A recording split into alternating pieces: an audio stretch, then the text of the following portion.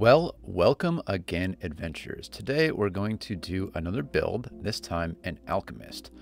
I want to make an alchemist using the toxicology subclass because it's the new one. I haven't played around with poisons too much. They seem a bit finicky and difficult if you ask me, but I think we can make it work and I think we can make a pretty cool build. So let's get started. Starting with the ancestry, I am going to go with a gnoll. I think I did a gnoll for my investigator as well. And again, when you are dealing with a creature that is going to be kind of martial, but intelligence based, I really like the gnoll for that due to their ability boost and just sort of the flavor of the ancestry. So we're going to go with that. For the background, I am going to go with courier.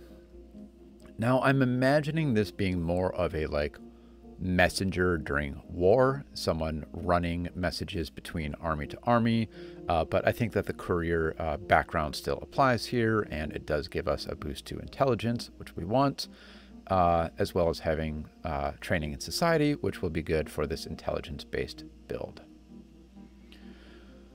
All right, and then the class is, of course, going to be alchemist.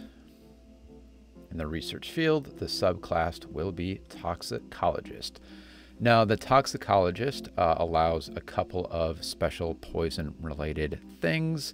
The first and probably the most important is this, that you can apply an injury poison you're holding to a weapon you're wielding as a single action. So if you have a poison in one hand and a weapon in the other, you can go one action and apply the poison to that weapon rather than the two actions it normally takes. There's also this about changing the DCs of poisons to your class DC if it's higher.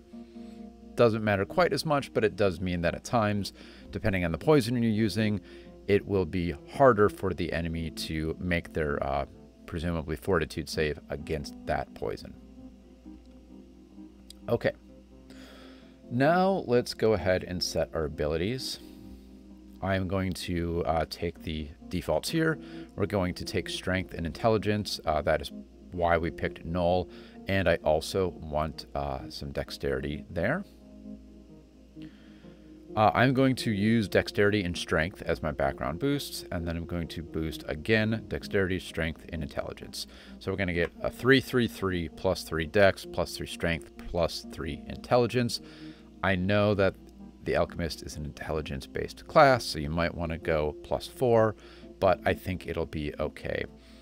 And then I'm probably just going to invest in wisdom to offset that penalty, but, you know, it could be kind of anything else you would want to do with it here, so I'm not too worried. Okay, so let's go ahead and finish up that. All right, moving on to my heritage. There aren't a ton of heritages for the gnoll. I am going to choose Great Gnoll. I really like this one. You get extra hit points and you get a bonus to athletics checks to shove or trip foes. That's nice. Not going to be that important for this build, but I think compared to the sort of the other backgrounds here, it just, or sorry, the heritages, it just sort of makes sense. Though, for flavor, you could go with Ant Gnoll too. It doesn't really matter too much. Ancestry feat. This is another reason I went with the gnoll. I like their weapons. They're just fun. The Khopesh is a cool weapon. So that's what we're going to go with here. So I'm going to go with gnoll weapon familiarity. Class feats, we're going to go with the alchemical familiar. I really like alchemical familiars because, let's just dive in right away. There we go. Where's my pets? Oh, I'm on the locked version, so I can't. Okay, never mind. I'm not logged in, so I can't fully access the pets here. But anyway, what you would want to do is make sure you pick up that extra reagents so that you gain an extra reagent from your familiar every day. And then beyond that, pick whatever you want. Okay, as far as, well, actually, let's start with defense. So we've got a good AC, already due to that dexterity, but we of course want to improve that. And I think what we want to do is go with the studded leather. That is the most inexpensive item that gets us to the coveted 18 AC at level 1, so that is good. On to weapons. As I was saying, we went with that null weapon familiarity so that we could get access to some really decent weapons. I'm going to go with the Khopesh, this kind of curved sword, because it is one-handed, hands one. It is still a D8. That's really nice. D8 in one hand is really decent. So, and it does have the trip trait, which again, remember, we are a great null and we have a bonus to trip. So this is going to be a really nice synergy between our heritage and our weapon choice. Let's go ahead and buy that. I don't want to end there though, because this character does have good dexterity as well. I think it'd be kind of fun to throw in some thrown or ranged weapons, and I'm going to go with thrown for this reason. I think if you grab a thrown weapon and poison it, and you throw and miss, it's realistic to go and pick that weapon up again and use it. I don't know how realistic that is if you have a poison crossbow bolt or something like that and you miss. It's kind of up to your GM, I suppose, but to me this feels a little less hacky, so that is what I'm going to go with. Plus, I think javelins are historically used by like skirmishers or light infantry, which this character is kind of designed to be. It's someone that is running in between units on the battlefield or behind enemy lines or something like that, and is sort of doing hit and run tactics, so the javelin really makes sense for that. So let's go with that. And we can even add a few more of those because javelins are relatively inexpensive. Let's do one more even.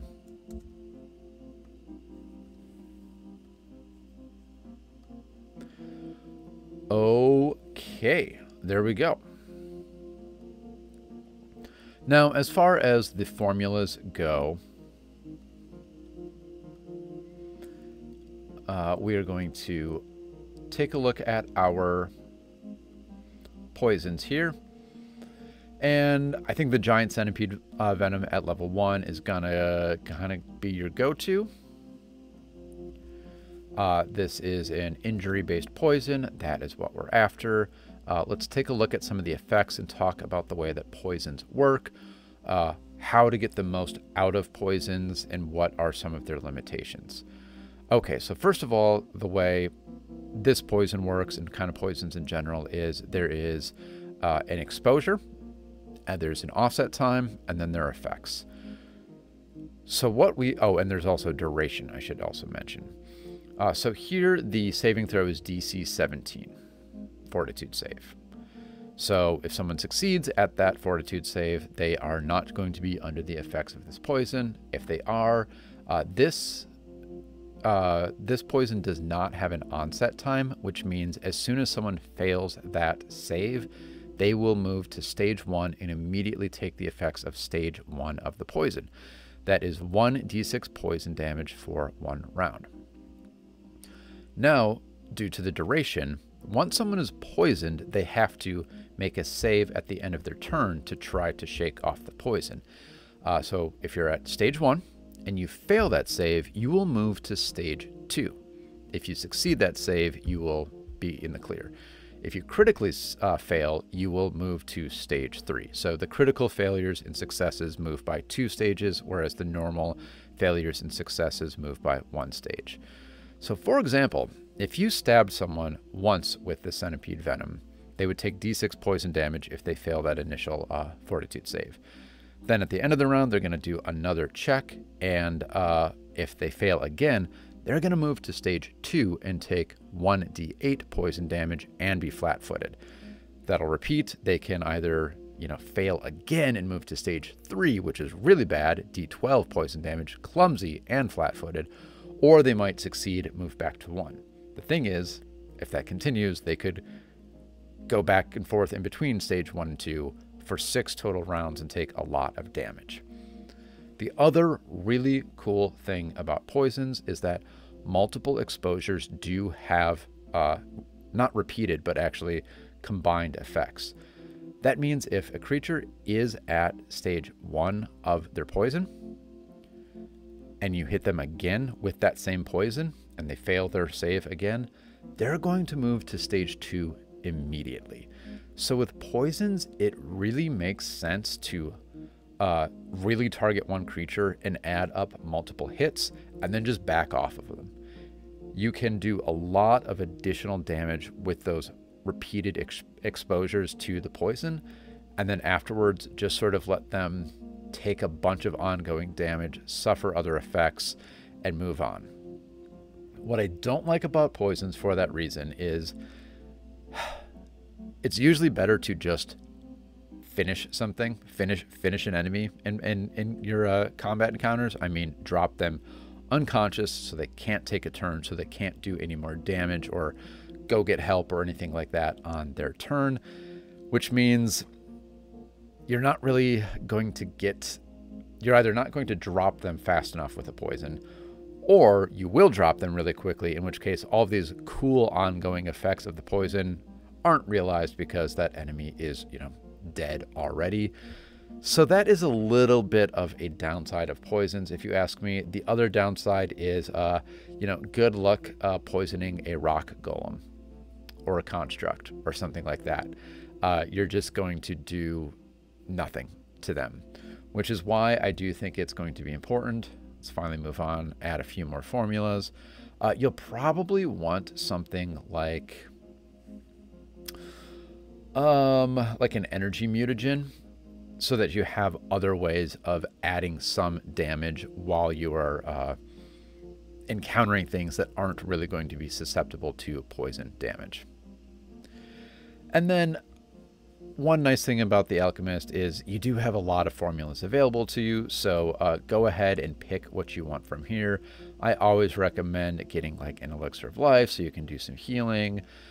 See what your party needs. Maybe you have a bard who would like the Silver Tongue mutagen, or I think the Quicksilver is good for stealth checks, so maybe like you have a rogue and you want to buff them with that. It's totally up to you. But generally with this build, what you would be doing is making just a bunch of giant centipede venom in the morning, applying it to your blades, and then using those in combat. Let's go ahead and add some skill training before we forget. Definitely do athletics because of that great Null heritage where we are getting a bonus to athletics, and the Kopesh, which has the trip trait.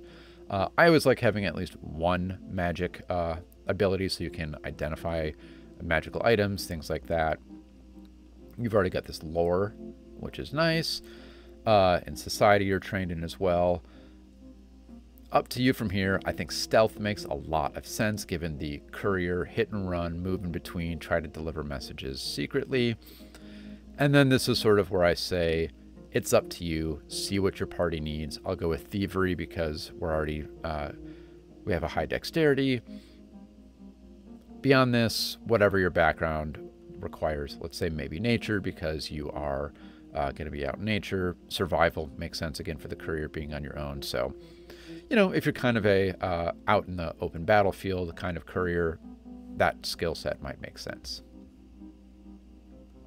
Okay, now let's take some notes on how to play this character. You're going to make a bunch of poison in your daily preparation.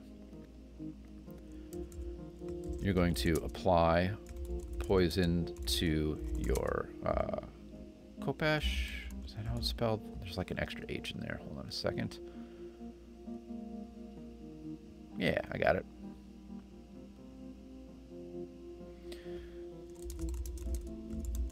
And to javelins, let's say, you might not want to do them all, but you might want to. In combat,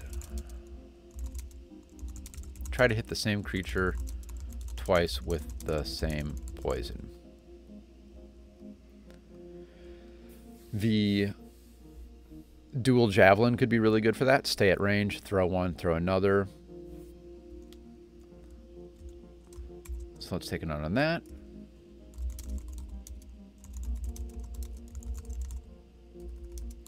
Or what you could do is keep one hand free, or even better yet, holding another dose of that poison.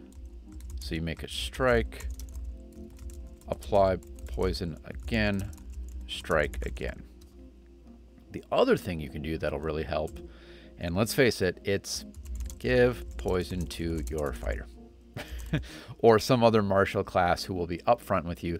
That way, maybe you land one strike on your turn, then the fighter comes up, also with a poison blade, lands a strike on that same creature. Boom, you've got that double exposure to the poison, and that creature is going to go down. Even if you don't, even if that creature isn't alive for several rounds with the poison continuing to work on them, chances are with the double exposure, they're going to be taking, if I remember with the giant centipede, it'll be an extra, first a D6, yep, and then a D8, and they'll be flat-footed after that, so there'll be a pin cushion for the rest of your party. So realistically, 2 hits, 2 exposures of the giant centipede venom is going to do a bunch of extra damage to the target and leave them flat-footed so someone else can just come in and absolutely clean up. So it's a really good way to almost mark the target that you want your party to go after. Can really, really end things. And if you are in a longer, somewhat more drawn out fight, there's a good chance that you land a poison, land it again, and that creature doesn't necessarily get rid of the poison for another 2 to 3 to maybe even 4 rounds. So you will just be adding a D6, a D8, a D6, a D8 of passive damage that you don't have to do anything for at the end of each round, which really, really can add up if they're susceptible to poison. That's the thing. And if not, that's when you use the energy mutagen. And even if that isn't going to work out for some reason, you still got a decent D8 weapon with a +3 strength, so you'll be doing D8 +3. You have a ranged option. I think it's kind of cool. I like the symmetry of the +3 strength, +3 dex, +3 intelligence on this one. That is, it's not very often that you find a character who's going to be equally good, not fully great, not full proficiency, but equally good at both range and melee combat, and that is really going to be helpful in your party. So I think that is it. Have fun. If you try this out, let me know. If you have other suggestions for this build, let me know. If you've played as a toxicologist, let me know. That is one alchemist subclass I just haven't seen represented very much. People definitely talk about the chirurgeon. The bomber is sort of the go-to, and I have seen some people try out at least the mutagenist, but I don't think I've seen much from the toxicologist. It does intrigue me. It does have some potential problems, but I think it could work out. All right, adventurers, we'll do another one sometime soon.